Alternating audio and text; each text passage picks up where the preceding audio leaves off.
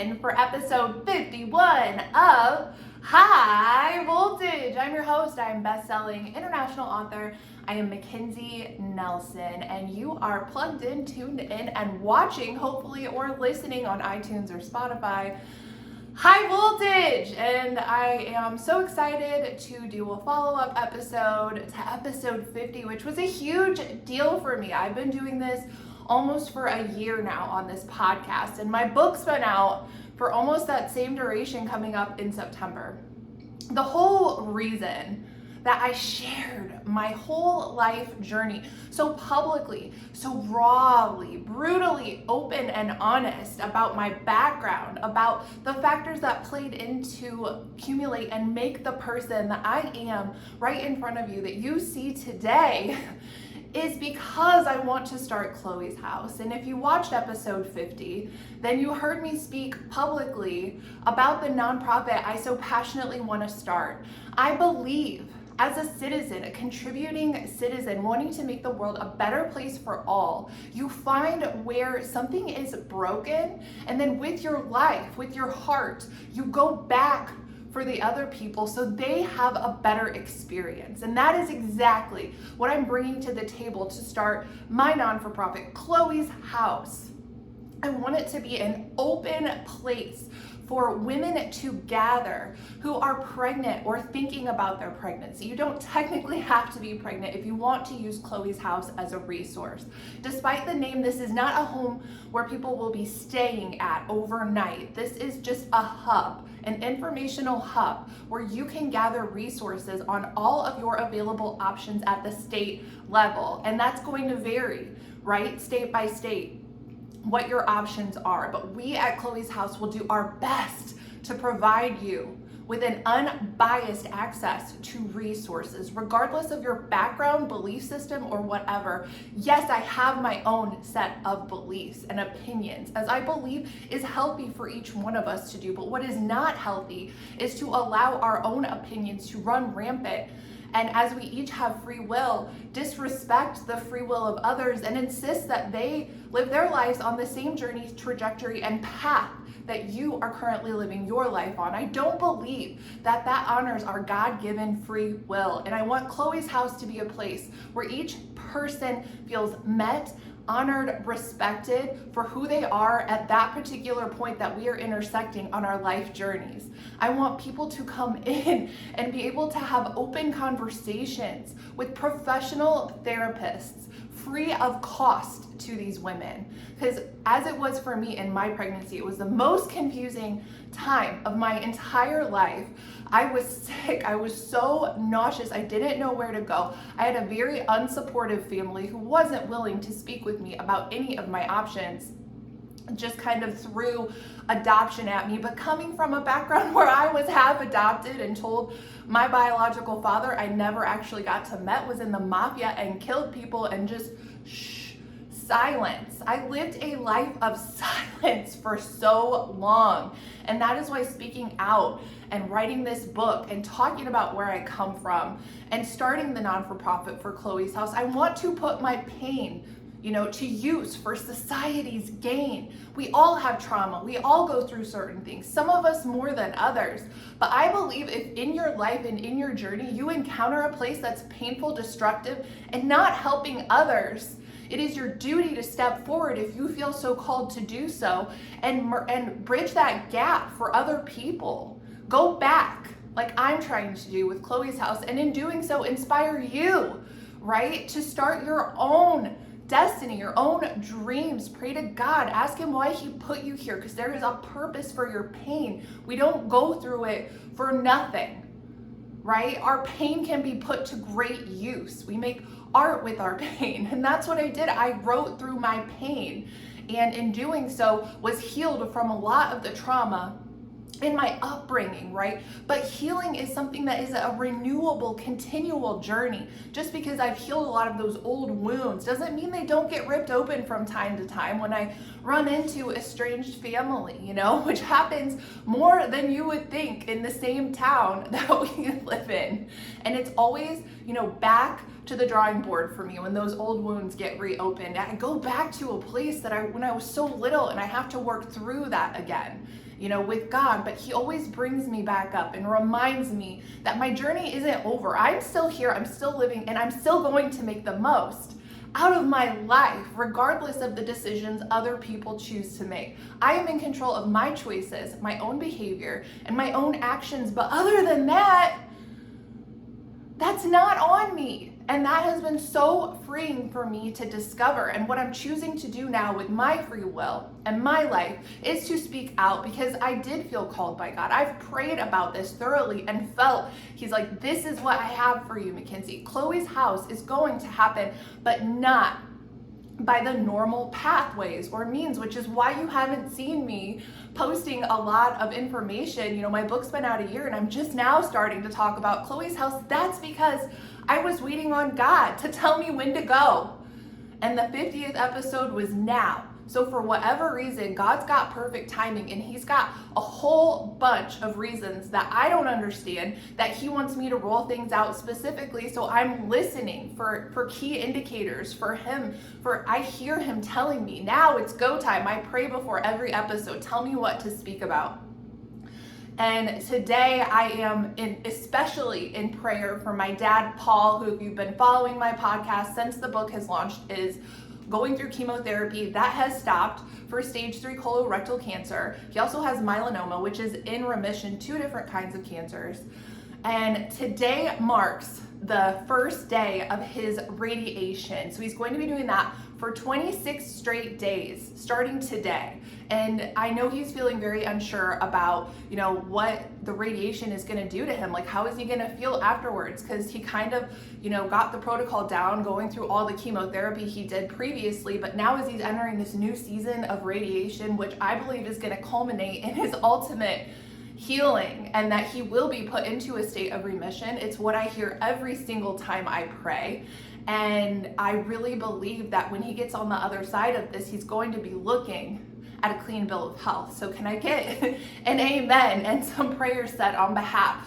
Extra prayers. They are working. He is doing great. So we just need to see him through to the other side. And I'll continue to provide you with updates via this show, via my Facebook page if you're interested. So keep following. But I wanted to talk today about how healing is like a continually renewing journey, right? I might have healed from some trauma from childhood, but now on the other side of my book, as I'm just now releasing Chloe's house, and I'm waiting on God. Like, what do you want me to do? Do you want me? I have a GoFundMe if you're interested in contributing. That's posted on my website. However, I haven't felt called to reach out to state legislators or try to rally like friends and family to support me financially. I haven't felt called to do that yet. So if you could join me in prayer about how to mobilize Chloe's house and how to bring this non-for-profit, into our reality today to help service women who could benefit from free therapy, to how their background plays into the decision they're about to make regarding their own pregnancy, how their life journey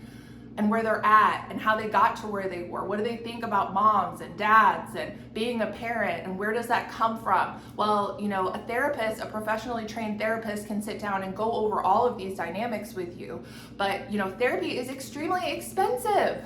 I mean, even as a professional person, paying for a therapist is so costly. And I believe this is one key factor, that just getting therapy for free from your professional that you would choose. We would have a list of certified professionals and their backgrounds, and they could connect with the one they felt associated strongest with their belief system, whatever that could be. My job is not to judge people or their backgrounds or their journeys. I just want to meet people where they're at and help them make the best decision for their life with some extra tools. I want to book women, right? Like me and you and anyone that has been pregnant and gone through pregnancy. And what did you decide? Whether you chose adoption, abortion, or whether you chose to have your baby, what does that look like? On the other side, how do you feel about your decisions, your choices?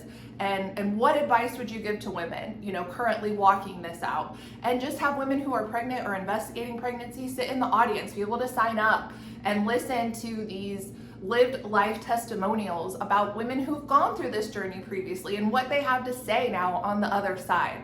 and match women up with mentors if they so desire, to walk them through one of the most sensitive times of their lives. Your body's changing, you feel so vulnerable, there's hormonal changes happening, and if you were like me and you felt sick and you didn't have that support of a family or really a lot of friends that were really super supportive at the time and helping you go through your options, and you're young, right? Like I was 21 at the time, and all I had was my previous life lived experience, which was very abusive emotionally. I was sexually abused. I had a lot of trauma in my past that was undiscovered and undiagnosed, and that was the place I made the decision to abort from. And now on the other side, the person I am today, I would have not chosen that. However, I feel like I get to go back, right, and help someone make a decision that suits their life better, where they can look down the road, 20 years like where I'm at, and say, I'm so glad that Chloe's house was in existence, because, I was ruling this one option out. I was like, no, I'm not even considering it. But the reason I was doing it, was based on my own lived experience, and I was blind to how that was going to play a role in the choice I was going to make. So I feel 20 years down the road so much more comfortable and at ease knowing I thoroughly had a place where I could explore my options, talk to women, talk to professionals, and maybe get mentored, some guidance. I would love to have a Chloe's house in every state, and even more if possible. So pray about how you feel you can support me on this mission. If you feel so called to donate to my GoFundMe page, that's on my website, MacKenzieNelson.com. Feel free to do that. Like I said, I'm just praying about next steps and how to really start turning this dream into a reality, to help women where I felt I could have used that extra help. It's healing for me to go back and help others. And if you could think about one area of your life where you've fallen down and you're like, man, society and our civilization, like they could have supported me so much better in this one capacity. If there is your dream, there's your purpose, there's your passion. It's so healing to feel like you're helping others, and I can't even imagine what it's gonna be like when Chloe's house actually comes to fruition, and I can go in and like see these women and hear their stories about how this is helping them feel more at peace with their pregnancy, more supported, whatever they choose. I cannot wait for that day. It's not here yet, but if you could, please join me in praying about how to bring that into a reality. And as I'm talking about healing being a continual journey, and my dad with the cancer, on the other side of healing from a lot of childhood trauma, right before the book comes out, like a month, 2 months before it comes out, my mom threatens to sue me and brings all this back up, kind of tarnishes, the book coming out. Like, I'm like holding my breath, like, is she really going to? Like, I know I told the truth. I don't think she has anything she can sue me for, because it's all true to the best of my knowledge. And still, here we are almost a year, and she hasn't brought the lawsuit, obviously. And that was so hard to heal from. It's like this person, that's always been out there looking to sabotage me, my dreams, my heart, my life. It's like Chloe's house is the way that I can help the world, and here she is, wanting to sue me over it. And if I could have left her out and my family out of it, I would have, but I was called to write these instances specifically pertaining to my childhood to build up to where now you see chapter 22, Chloe's house, the reason I'm sharing my backstory so intimately, openly. Just sharing that I had an abortion, that's very sensitive information, and I was very scared about making that knowledge public, especially in these times and days, right, where it's like cancel culture, right and left. But if I really do trust God and I'm really going to do what I feel called to do, it requires bravery, it requires taking that stance. And while I required more healing, after my mom threatened to sue me, that was so hard. And then right down the pipeline, after she's threatening to sue me, the book publishes, I'm getting feedback, and like my whole life story is public. And I'm like, oh my gosh, like this is a lot. My dad, boom, gets diagnosed with his first of 2 cancer diagnoses, like 3 months after it's out. And I'm just spinning right? With 2 small children and everything they're going through. My son is 12, he's running in cross country. My daughter's doing gymnastics, they play basketball, they have a lot of friends. Thank God we have a full life, right? But in the hindsight, in the background of all of this, I like this thing, is like all of this, stuff that's happening. The dad cancer, mom sue you, family not talking to you, and it's like always pulling my focus back into the present, keeping my eyes on the mission. What's the mission? Focus on God, on what He has for me in that day. Focus my energy on what is pertinent in the now. And so it's just been this training, this forced training to fight, quite literally, for my mental wellness and mindset and happiness and contentment that I bring to you in high voltage. You are quite literally watching in front of you someone live this journey out, right? Getting thrashed and tossed by people who you thought you could trust, and they just wanted the worst for you, to sabotage everything you love, including the book you worked years to bring with God to fruition. That is where I come from. And so I have needed additional healing. You read at the end of my book, it's like, okay, so I've healed from this trauma and that trauma, but wounds get ripped back open. So it's not, healing isn't an open, and shut case. There are going to be things happening, hopefully not cancer diagnoses and your mother threatening to sue you, but these are intense things, right? Heavy issues to deal with on the other side of being so public about sharing my journey. But with God, several things can coexist at the same time. You can have peace, love, and joy while simultaneously feeling like your whole body is being, torn, like dismembered, ripped inside, like you are just,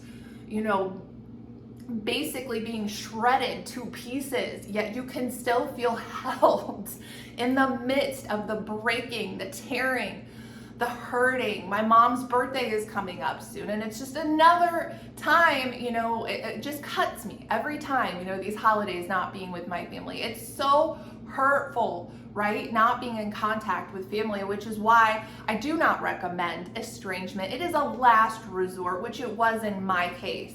And I'm continually praying into healing, right? So healing is not just like an open and shut case. Like I said, it's like things are, as you're alive, you're still alive. You're going to be taking hits. Trauma's going to happen. You're getting older. You're going to experience more things. So it's just so incredibly important that you feel you are surrounded by a good support system where you can talk about these things. And this show has provided, a great avenue for me to document my life, to share about what's going on. So please reach out if you feel that high voltage is helping you, but you're not alone. If you felt like maybe you got to a place where you're like, I feel so good, like, I finally, got over this thing and I feel like it's not bothering me anymore. And then, like the next week it's like bothering you again. That's normal. It's part of the healing process.